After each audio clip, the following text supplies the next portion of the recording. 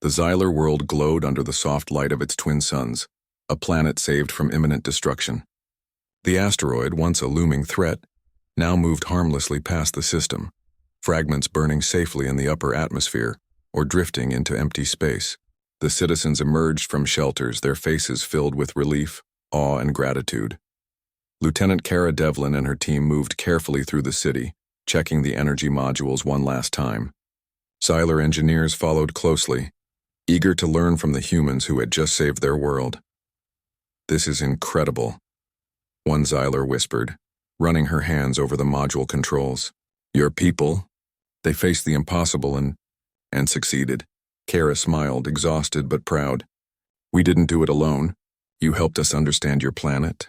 Together we made it work. That's what matters."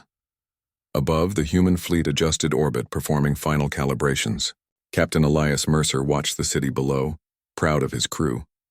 They had faced a massive asteroid, unpredictable fragments, and an unknown planet's gravitational challenges, and yet, human ingenuity and courage had prevailed. "Status report," he called. Lieutenant Devlin's voice came over the communicator. "All modules stable. Planetary shields functioning. Xylar city centers are safe. No damage to major structures. Everyone accounted for." Mercer allowed himself a small smile. "Good work. Let's prepare for departure. Humanity's job here is complete, but the bond we've formed will remain." On the surface, Xylar leaders approached the humans, their movements slow and deliberate, showing respect and reverence. One elder spoke, her voice quivering with emotion. You risked everything to save us. We cannot fully express our gratitude. How can we repay you?" Kara shook her head. "No repayment is needed. Humanity helps because it is right. That is what we do. Today your people lived, and that is enough." The Xylar leader paused, considering Kara's words. "Still, your presence here has changed us. We wish to learn from you, to build with you, and perhaps to form a bond between our worlds." Mercer's eyes sparkled. "A bond is the greatest gift. We can share knowledge, trade ideas, and work together in the future. Today shows what we can achieve when we unite." Children gathered around the humans, curious and fascinated. They asked questions about the shuttles, the modules, and the glowing fleet above. Kara knelt to speak with one child. "You see, courage is not about size or strength," she explained. "It's about doing what's right even when it's hard. You have the same courage inside you. One day you can do the same for others." The child's eyes widened. "Really?" "Really," Kara smiled. "It's what makes humans human." As preparations for departure continued, Xylar engineers showed the humans how to improve energy modules for long-term stability. Humans offered advice, shared techniques, and explained how human technology could complement Xylar systems. The collaboration was seamless, a testament to the potential of cooperation between species. Captain Mercer addressed his crew in the shuttle bay. "We came because of a distress signal, and we stayed because it was the right thing to do. Humanity is not defined by conquest or by the number of worlds we visit. We are defined by how we help those who cannot help themselves. Today we prove that again." Crew members nodded, pride evident in their expressions. For many, it was more than a mission. It was a demonstration of why humans were capable of rising to challenges that others might flee from. The Xylar leaders approached once more, this time bringing gifts. They presented the humans with glowing crystals, small devices that stored energy efficiently, and symbolic tokens of unity. "For you," the elder said, "so that when you look at these you remember the bond between our peoples, so that you know you are always welcome here." Kara accepted the gifts graciously. "Thank you. We will remember, and we will return if ever you need help." Above the planet, the fleet prepared to leave orbit. Engines glowed, energy shields flickered, and the massive ships aligned for faster-than-light travel. The Xylar watched in amazement, waving and cheering as humans prepared to depart. One Xylar child whispered to another, They are not like anyone we have ever known. They are heroes." Rico Tanaka looked down at the planet from his shuttle, smiling. "Heroes, huh? Maybe. Or maybe just humans doing what humans do. Help when help is needed." The fleet accelerated, streaking across the sky in shimmering arcs of light. Below, the Xylar continued to watch, inspired and forever changed by what they had witnessed. In the following days, the Xylar began to repair minor damage caused by asteroid fragments. Their engineers used techniques learned from humans to improve energy networks, making their planet safer than before. Communities shared stories of the human heroes who had come from the stars, a legend that would be told for generations. Back aboard Valor's Dawn, Captain Mercer reviewed reports and charts. "Today proves something important," he said. "Humanity's strength isn't just in technology or weapons. It's in ingenuity, courage, and the willingness to act for others. That is what makes us capable of changing the galaxy for the better." Lieutenant Devlin nodded. "We may have left the planet safe, but the impact of our actions will last forever. The Xylar now know there are beings in the galaxy who care, who will act, and who will fight for what is right." As the fleet jumped to faster-than-light travel, leaving the Xylar world behind, the human crew reflected on their journey. They had faced fear, danger, and uncertainty. They had overcome obstacles that would have broken lesser species. And through it all, they had remained true to the best of humanity's ideals. In orbit above the Xylar world, the final fragments of the asteroid drifted safely into empty space. The city below glittered under the twin suns, a testament to the courage and ingenuity of both humans and Xylar. Humanity had answered the call, and the galaxy had taken notice. Kara looked at the stars ahead. "Wherever there is need, humanity will answer," she said softly. "Even if the danger seems impossible, we won't turn away." Rico grinned. "Guess the Xylar will always have a soft spot for us now." Kara laughed. "And we'll always have a story worth remembering." Captain Mercer's voice came through the comm. "Set a course for home. Humanity has done its duty here, but the universe is vast. There will always be more signals, more calls for help, and we will answer them, all of them." The fleet moved forward, stars stretching into streaks of light. Behind them, the Xylar world thrived, its people safe, inspired, and forever changed by the humans who had come from the stars.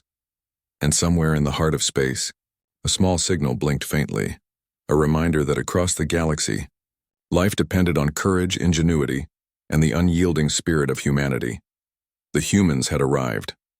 They had saved lives, forged alliances, and reminded the galaxy why their species could rise to any challenge. Today they were heroes. Tomorrow they would answer another call. But for now they watched the stars, knowing that the bond they had formed with the Xylar was just the beginning of a new era. The galaxy was wide, full of mysteries and dangers, but humanity would always rise to meet them. And in every system they passed, the story would be remembered that humans, when faced with the impossible, would not hesitate. They would act. They would protect. They would prevail. The Lurian world of Athara glowed softly under its twin suns. From space it looked peaceful, almost fragile, a jewel of blues and greens, swirling clouds drifting above vast oceans. Its cities were elegant towers that reflected sunlight like polished glass, connected by networks of light rails that shimmered in the air. The Lurians, a slender and graceful species, had lived on Athara for thousands of years, and their civilization was one built on knowledge, culture, and harmony. Yet even the most peaceful civilizations had moments of fear. Deep in Athara's orbital monitoring station, a small group of Lurian scientists stared at the data scrolling across their translucent screens. Tiny alarms blinked red, warning them of an approaching anomaly in a nearby sector of space. This cannot be right," said Tyrell, the station's lead analyst. His voice trembled slightly, though he tried to keep his tone calm. "The readings are inconsistent with anything in our database. No known species travels this fast." His colleague Mira shook her head. "It is not just speed, Tyrell, the energy signature. It is not normal. Whatever it is massive, possibly a fleet of some sort. The Lurians were not a military species. Their defenses were designed for environmental threats, asteroids, solar storms, and the occasional rogue comet, not warships. Yet the readings clearly suggested a rapid approach from an unknown source." Panic flickered behind the eyes of the scientists. "What do we do?" Mira whispered. "We cannot hide. Our ships cannot outrun them." Tyrell hesitated. He had been trained to make decisions calmly, to think logically. But logic had its limits in the face of fear. Finally, he made a choice. "We send a signal," he said. "A call for help. Perhaps another species will respond. Perhaps someone stronger, wiser than us." Mira nodded slowly. Yes, but be careful, Tyrell, if we send the wrong message. We could make things worse. It was too late. The signal had already been transmitted. A broad SOS reached out into the void, a cry for aid in a language designed to be understood by anyone who had the technology to receive it. The message carried all the details of Ithera, the approaching anomaly, the peaceful nature of the planet, and the urgency of their request. Light years away, in a system hardened by years of survival, humans intercepted the signal. These were no ordinary humans. They were DEATHWORLDers, born on planets where gravity crushed bones, storms tore through cities, and predators could swallow a person whole. Every human aboard the fleet had been tempered by hardship, every skill honed by danger, every decision sharpened by survival. On board the massive flagship Dauntless, Admiral Kara Voss studied the signal carefully. Her eyes were sharp, unyielding, reflecting the harsh experience of a lifetime commanding DEATHWORLDer forces. An SOS, she said aloud, her voice calm but firm. Do we respond peacefully? Her second-in-command, Captain Rel, shook his head. Admiral, this is unusual. The signature is weak, almost naive, could be a trap, could be a test. We cannot risk our fleet based on a soft signal. Voss leaned forward, her gaze fixed on the projections of the Lurian system. A trap, huh? Or a planet completely defenseless? Either way, we cannot ignore it. Prepare the fleet. We approach at maximum readiness. Every ship in the DEATHWORLDer fleet roared to life.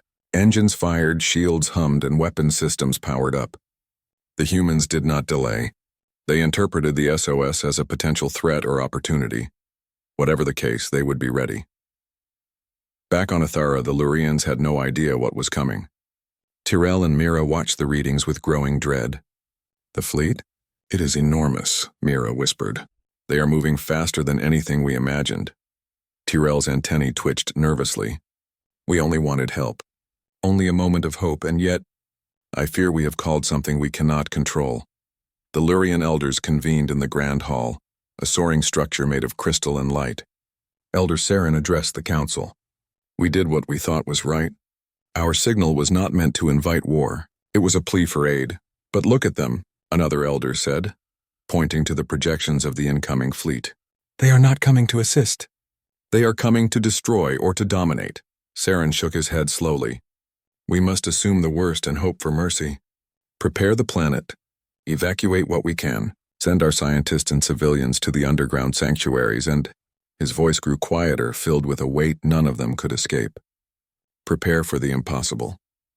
As the Lurian cities braced for impact, the first human scouts emerged from the warp lanes near Ithara.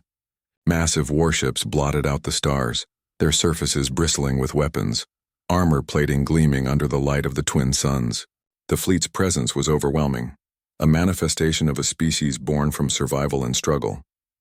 On board Dauntless, Admiral Voss studied the planet below. Notice their reaction, she said to Captain Rel. They are panicked. No defenses, weak. This is an opportunity, Rel frowned. Opportunity for what, Admiral? They're unarmed. We could destroy them in minutes. Voss's lips curved in a small, grim smile. Or we could learn. Humans survive because we understand risk and strength.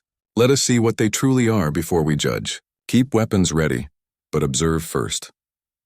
The Lurians watched from their orbital stations as the massive shadows moved across their skies. Panic grew among civilians, many of whom had never imagined such aggression.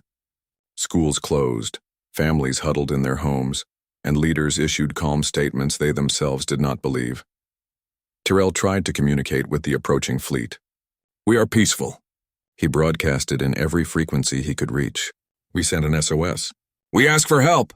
The humans received the message but interpreted it differently. To the DEATHWORLDers, the Lurians' panicked transmission seemed erratic, possibly hostile. Fear and experience told them to remain cautious. Admiral Voss tapped her fingers on the control panel, considering the options. We cannot trust their reactions, she said quietly. Every species fears what it does not understand. We approach carefully but do not let them see weakness. The first small DEATHWORLDer probe descended into Ithara's atmosphere. It was sleek, fast, and armed with sensors that could penetrate nearly any defense.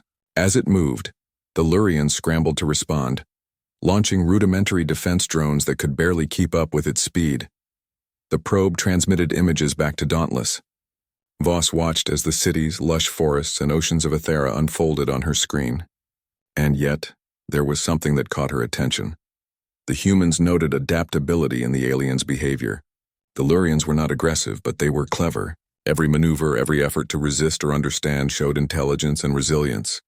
Interesting, Voss murmured. They may be weak in power, but not in mind. Keep this in mind. They may be more resourceful than we think. Meanwhile, on the planet, the Lurians had little time to comprehend the size of the approaching threat. The sky darkened with the shadows of the massive fleet. Ships the size of mountains hung above cities like silent predators. Panic swept through the population, but Tyrell refused to give up. We must remain calm, he urged his team. If we act with fear, we will fail. If we act with intelligence, perhaps we can survive until help, of some kind, arrives. Even as the first signs of conflict loomed, a glimmer of hope existed. The humans, though prepared for battle, were not yet attacking. Their caution revealed something to Tyrell. Perhaps there was a way to communicate, a way to prevent annihilation. And so, beneath the twin suns of Ethera, two civilizations stared at each other across the void, one trembling with fear, the other hardened by survival. The fate of a peaceful world hung in the balance, determined not by hatred or malice, but by a single mistake, an SOS sent into the stars. The vast silence of space above Ethera shattered as the Deathworlder fleet emerged from warp. Shadows larger than mountains eclipsed the twin suns, and the sheer number of ships made the Lurians' orbital sensors nearly fail under the overload of data. Hundreds of vessels, sleek and dangerous, filled the void, their engines humming a low, threatening tone. Tyrell and Mira stared at the projections in the orbital station, unable to hide the rising panic. They are here, Mira whispered. So many of them. How can we survive? Tyrell shook his head, trying to remain calm. Survival is not about numbers, he reminded her. It is about intelligence, courage, and patience. We must remain focused. But even as he spoke, the fleet began to move in formation. They did not attack immediately. Instead, their ships arranged themselves strategically, as if preparing for every possible scenario. The Deathworlders were masters of strategy, trained from birth to survive environments that would crush ordinary beings. Their ships, while advanced, reflected the human philosophy: efficiency, durability, and adaptability above all. On board the flagship Dauntless, Admiral Kara Voss stood before a massive viewing screen, her expression unreadable. She observed the Lurian planet below, noting the panic in the surface transmissions. Yet there was something in the movements of the Lurian drones and communication signals that piqued her curiosity. Captain Rel, she said, her tone calm but firm. Observe how they react to our presence. Note patterns. Every species has a method to its actions, even if it seems chaotic. Learn it. Rel nodded, his eyes fixed on the projections. Admiral, they are unarmed. Yet their attempts to evade or hide are clever. It is almost as if they are studying us as much as we are studying them. Voss allowed herself the smallest smile. Precisely. Survival is not just about power. Intelligence matters. Adaptability matters, and that is what makes humans remarkable. Her words were quiet, but the officers around her understood the meaning. They had faced countless hostile species, but the thrill of observing a completely unknown civilization still carried weight. Yet caution remained paramount. The Deathworlders would not attack unless absolutely necessary, but they would be ready for any threat.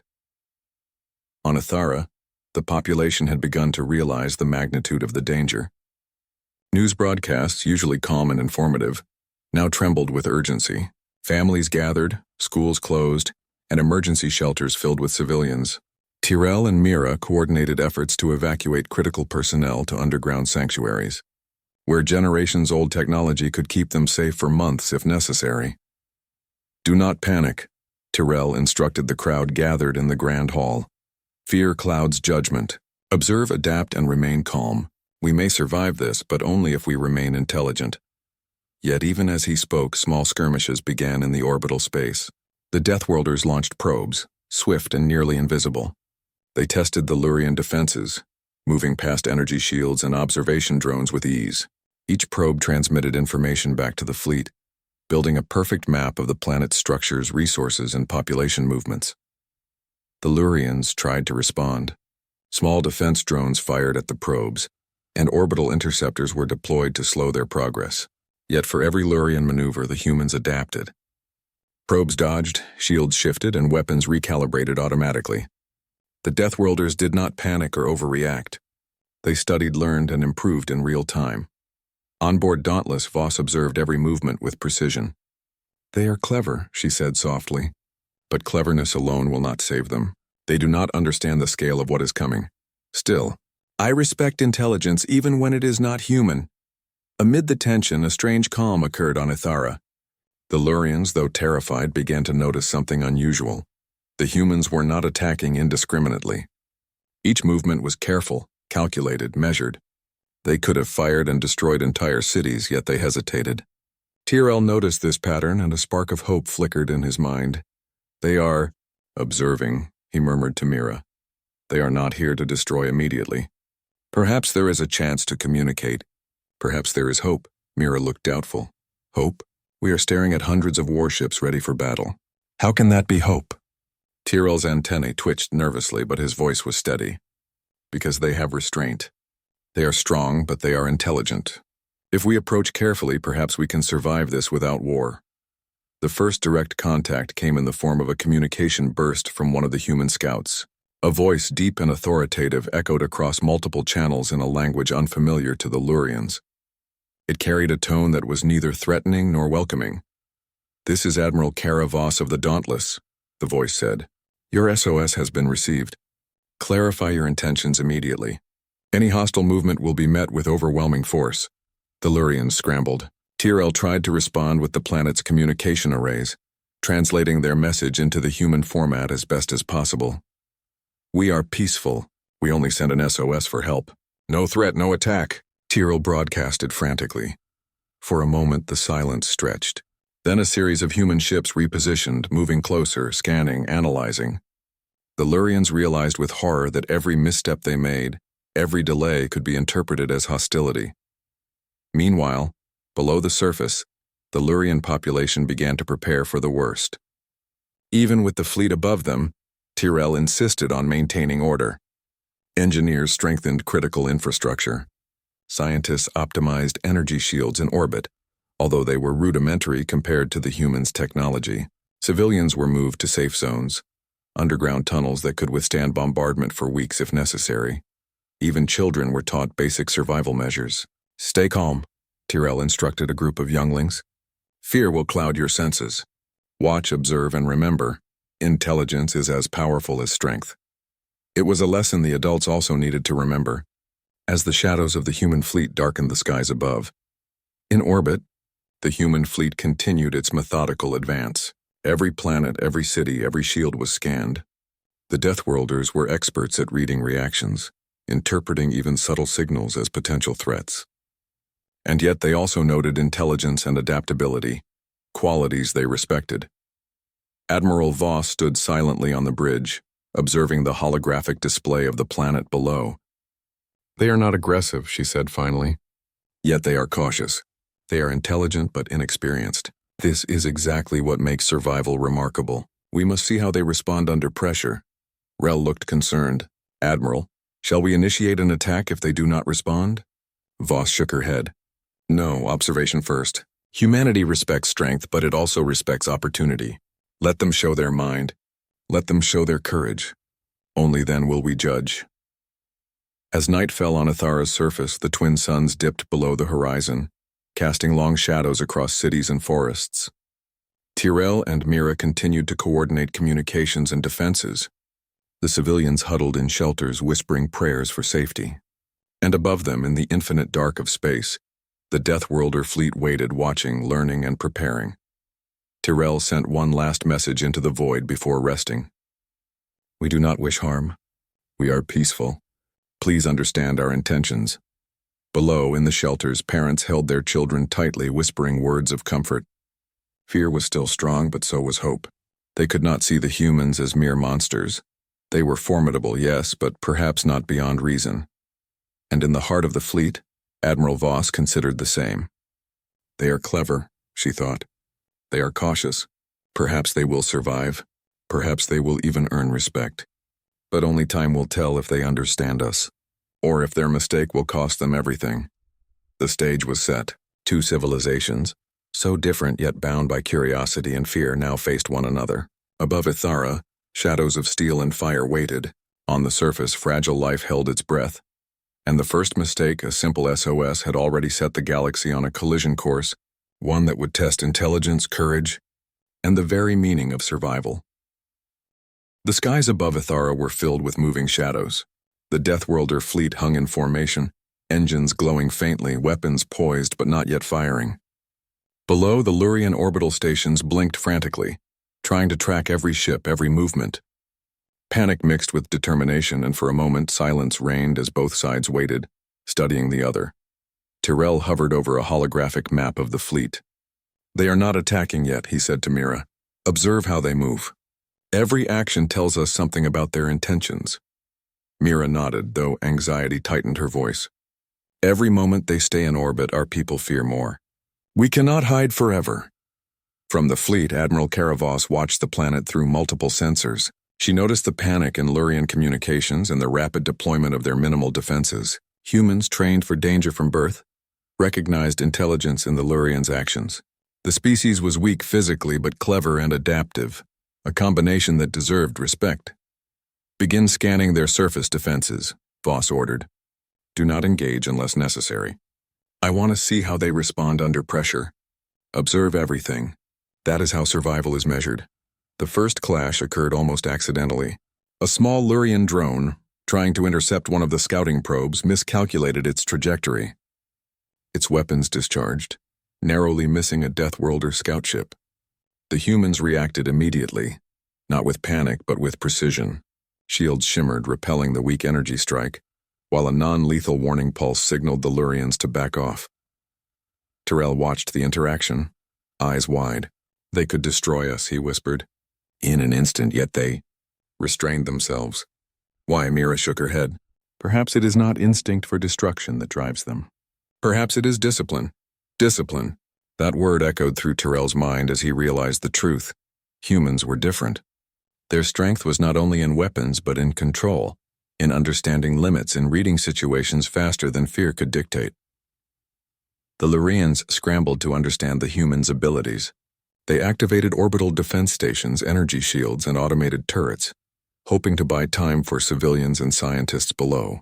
Yet every human probe adapted. They dodged energy beams, analyzed defense patterns, and returned detailed data to the fleet. Each failed attempt by the Lurians became a lesson for the humans, another step in perfecting their approach. On Dauntless, Admiral Voss smiled faintly. "See, Captain Rel, adaptation is survival. They have potential, but potential alone does not equal victory. Observation, adjustment, and action, that is what matters. That is human strength," Rel nodded. "They are clever, Admiral, yet fragile. Their instinct is fear. That will limit them." Voss's eyes hardened. "Perhaps, but intelligence combined with courage, that can surprise even the strongest. That is what I want to see." On Ithara, the Lurian scientists worked tirelessly. Mira coordinated energy flows between orbital shields, while Tyrell guided emergency evacuations. Civilians were moved underground. Cities were partially evacuated, and critical knowledge was preserved in secure data vaults. They had no hope of matching human firepower, but they relied on ingenuity, speed, and strategy to survive. As night fell on the planet, the first human landing parties approached, not armed with destructive intent but with probes, scanners, and observation drones. They moved carefully, mapping cities, energy signatures, and population centers. Each human unit carried knowledge and restraint, ready to react if attacked but also to study and understand. Tyrell realized that the humans were not here to kill indiscriminately. They were testing, measuring, preparing.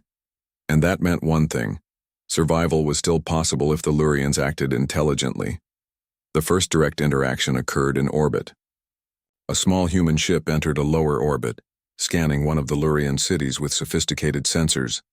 Tyrell sent out a signal repeating the words of peace. "We mean no harm. We are peaceful. We only sent an SOS for help." The human ship responded, not with weapons but with data signals, a complex series of patterns indicating observation and acknowledgement. It was not friendly, but it was not hostile. Tyrell's heart raced. Perhaps a misunderstanding could still be resolved. Below, civilians held their breath as shadows of the fleet moved above them. Children whispered questions they were too young to fully understand, and parents tried to remain calm. "Observe," Tyrell told them. "Do not panic. Intelligence and courage are our shields. Fear is our enemy." Despite the tension, the humans displayed remarkable restraint. They could have leveled entire cities with a single strike, yet they did not. Instead, they focused on testing, measuring, and understanding. Every Lurian action, every evacuation, every defense adjustment was recorded and analyzed. Admiral Voss considered each response carefully. "They are cautious, intelligent, adaptive," she said. "Not weak, but inexperienced. That is important. Strength alone is not enough. Knowledge, observation, adaptation, that is what survival is built upon." She tapped a button, and a holographic display showed the entire planet with projections of every Lurian movement. "They are not perfect. Mistakes are being made, but observe how quickly they learn. That is what impresses me," Rel frowned. "They could still be dangerous, Admiral. One wrong calculation, and they could threaten us." Voss shook her head. "Perhaps. But life's greatest lesson is this. Adaptability under pressure defines a species. Fear alone does not. Courage alone does not. Intelligence combined with bravery, that is what creates greatness. And I am watching it unfold before me.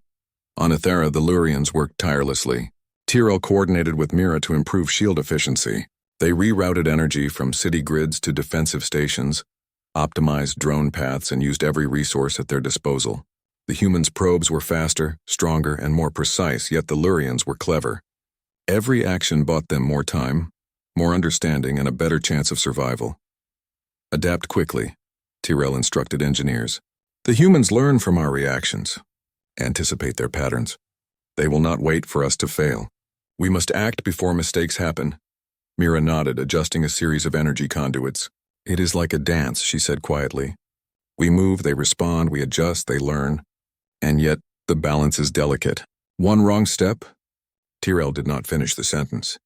He did not need to. The consequence of failure was clear in the shadows above. In orbit, the human fleet continued its methodical observation. Small landing parties scanned cities, and larger ships maintained strategic positions. Every Lurian reaction, every city evacuation, every energy pulse was analyzed. Humans were adaptable, disciplined, and precise, traits honed over generations of surviving worlds that would have crushed ordinary beings. Voss observed quietly. "Notice how they adjust," she said. "Fear is present, yes, but intelligence governs their actions. That is what separates survival from extinction. That is what we must remember when encountering unknown species. And that is what makes humans exceptional." Rel leaned over, watching the display. "They are learning from us, Admiral. Perhaps faster than we imagined?" Voss nodded. "Yes, and that is the point. Humans observe, adapt, and survive. The strongest species are not the ones who strike first, but the ones who learn, understand, and act wisely. That is what I am witnessing." As the first night passed on Ethera, the Lurians had survived the initial observation. Cities were damaged but not destroyed. Panic remained, but hope flickered in small hearts. Tyrell and Mira coordinated every movement with care, using intelligence as their greatest weapon. Above them, the DEATHWORLDer fleet held its position. Humans did not attack, but they did not retreat. They were patient, disciplined, and relentless observers. Every mistake made by the Lurians was noted but not exploited without purpose. Tyrell whispered to Mira as he watched the human ships. "They are unlike anything we have known. Strong, disciplined, intelligent, and yet they show restraint, that is surprising." Mira nodded slowly. "Perhaps this mistake, the SOS we sent, perhaps it is not only danger. Perhaps it is also an opportunity. If we survive, we may learn from them." And in the cold void above Ethera, two civilizations continued their silent duel. One peaceful but clever, the other strong, disciplined, and calculating. The first sparks of understanding or destruction had yet to ignite, but the balance was delicate. Every action, every decision, every observation mattered. The clash of worlds had begun, not with destruction, but with careful measurement, observation, and adaptation. And for the first time, Tyrell allowed himself a thought he had barely dared to consider. Perhaps humans were not monsters. Perhaps they were something far greater. The twin suns of Ithera had barely risen when a message arrived that shifted the balance of fear and tension.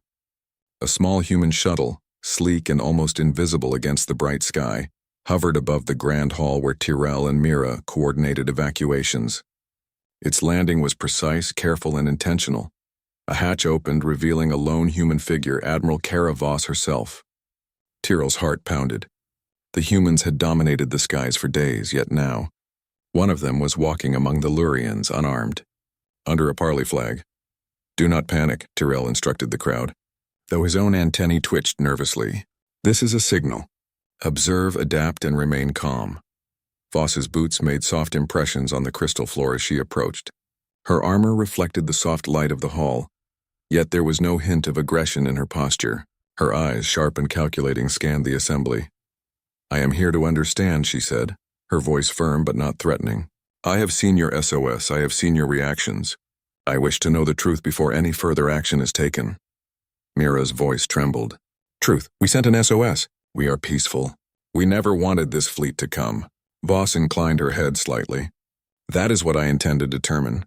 I observe carefully, but I act decisively when necessary. Speak so I may understand." Tyrell stepped forward, choosing his words with care. "We are a peaceful species. We live in harmony with our world and with each other. The signal you received was a call for help. Nothing more. We have no weapons capable of harming your fleet. Nothing in our intention was hostile." Voss listened silently, her eyes unwavering. Then she gestured to a console in the hall, where holographic projections of the human fleet hovered above Ithera. "Your actions," she said, "must be seen from perspective. Your planet is fragile. Your defenses are weak. Any species in our position could interpret a distant signal as a trap." Mira's expression faltered. "A trap? No. We never. We only asked for help." Voss nodded slowly. "I understand. And that is why I am here. One mistake, your SOS brought my fleet to your doorstep. Yet I see now that it is not a mistake of malice, but of fear. Intelligence, courage, and honesty. These are traits we recognize. That is why I came personally. To negotiate." Tyrell blinked. For the first time in days, hope flickered. Perhaps understanding could prevent the destruction of Ithera. On the human flagship, Rel observed the live feed from the shuttle. "Admiral, you are walking among aliens we barely understand. Is this wise?" Voss's gaze did not waver from the projection of Tyrell. "Observation is not enough," she said. "Humans survive not by avoiding risk, but by understanding it. By seeing, speaking, and learning. We respect intelligence even in the weakest forms. That is what makes us strong." Rel hesitated. "And if they lie?" Voss smiled faintly. "Then we adapt. Humans always adapt." Back in the grand hall, dialogue began in earnest. Tyrell explained the nature of the SOS, describing the panic and fear that had led to its broadcast. He detailed the planet's defenses, the evacuation procedures, and the intelligence gathered about human movements. He did not exaggerate, nor did he hide mistakes. Every word was chosen to show honesty and vulnerability. Voss listened, analyzing each statement, each reaction. Humans respected truth, courage, and adaptability. The Lurians were demonstrating all three in their communication, despite their fear. "You act wisely under pressure," Voss observed. "Your species may be fragile physically, but it shows intelligence and courage. That is commendable. That is what humans recognize and respect. One mistake does not define a species. How you respond does." Tyrell's antennae twitched in relief. For days the humans had seemed unstoppable, unknowable, and terrifying. Now dialogue revealed the restraint, intelligence, and observation that underpinned their strength. It was not brute force alone. They valued honesty and adaptability. As the discussion continued, Mira stepped forward with questions. "If we are peaceful, why did your fleet arrive with weapons? Why did they hover above our cities, shadowing us with threats?" Voss did not flinch. "Because we cannot assume innocence at first sight.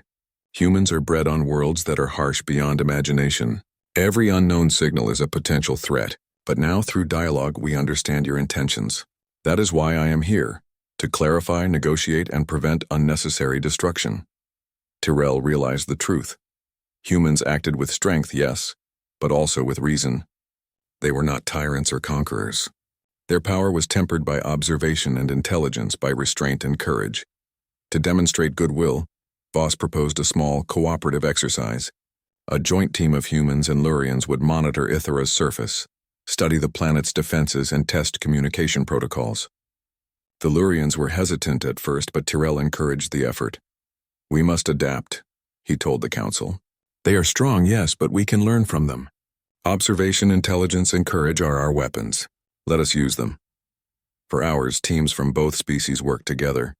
Humans demonstrated methods of energy management, structural reinforcement, and strategic planning, while Lurians showed knowledge of the planet's resources, atmospheric systems, and population logistics.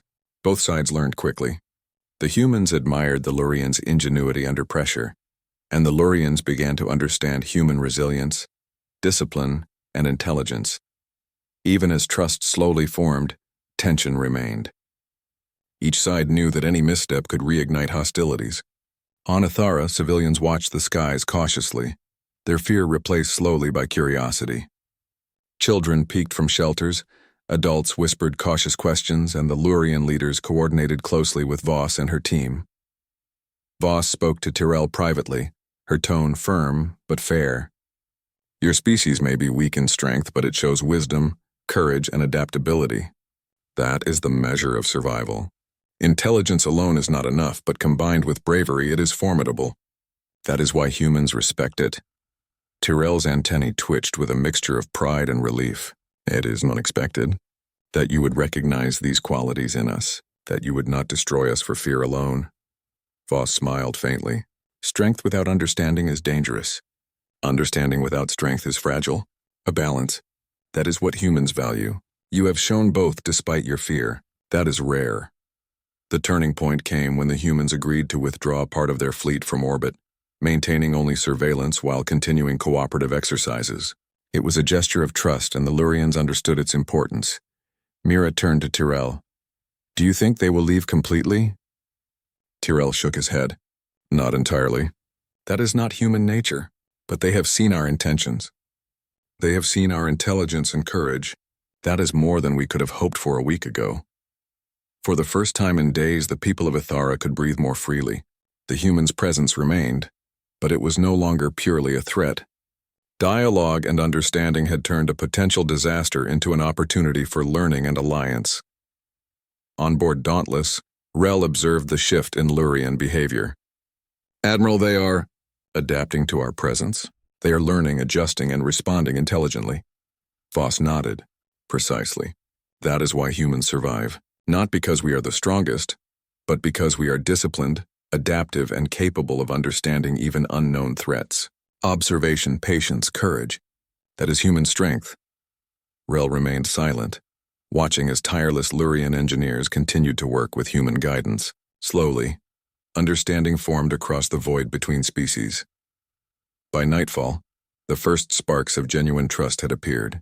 Humans and Lurians had established communication protocols, shared knowledge of planetary systems, and begun preliminary cooperation on defense strategies. Civilians returned to limited activities, reassured by the restraint and intelligence of the humans. Tyrell watched the twin suns set, the shadows of the fleet far above now less ominous. "One mistake," he whispered to Mira. "A single SOS nearly brought war. But dialogue, intelligence, and courage turned it into something else."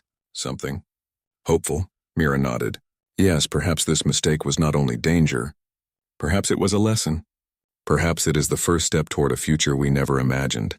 And high above Athara, Admiral Voss looked out over the planet she had almost destroyed in misunderstanding, her eyes reflecting both respect and caution.